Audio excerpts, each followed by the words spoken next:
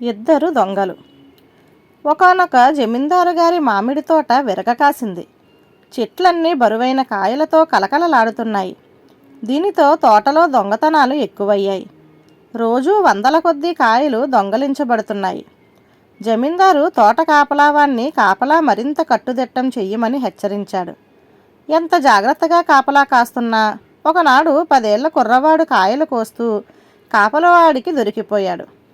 కావలివాడు కుర్రవాణ్ణి పరీక్షగా చూసి, ఎవడ్రా నువ్వు? వీరయ్య కొడుకులా ఉన్నావు, అవునా అని గద్దిస్తూ అడిగాడు. కుర్రవాడు భయపడిపోతూ అవునన్నట్టు తల ఊపాడు. కావలివాడు పళ్ళు కొరుకుతూ, దొంగ వెధవా, ఈ చింతబరిగతో నన్ను బాధమంటావా లేక ఆ పని మీ నాన్నకు అప్పగించమంటావా అని అడిగాడు. కుర్రవాడు వణికిపోతూ, నువ్వొద్దు, ఆ పనేదో మా నాన్ననే చెయ్యమను అన్నాడు.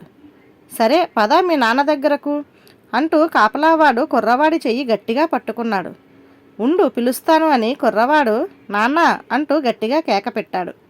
ఆ మరుక్షణం ఒక గోతాం నిండా మామిడికాయలతో కుర్రవాడి తండ్రి వీరయ్య దాపులనున్న మామిడి చెట్టు పైనుంచి కిందకి దిగేశాడు. ధన్యవాదాలు.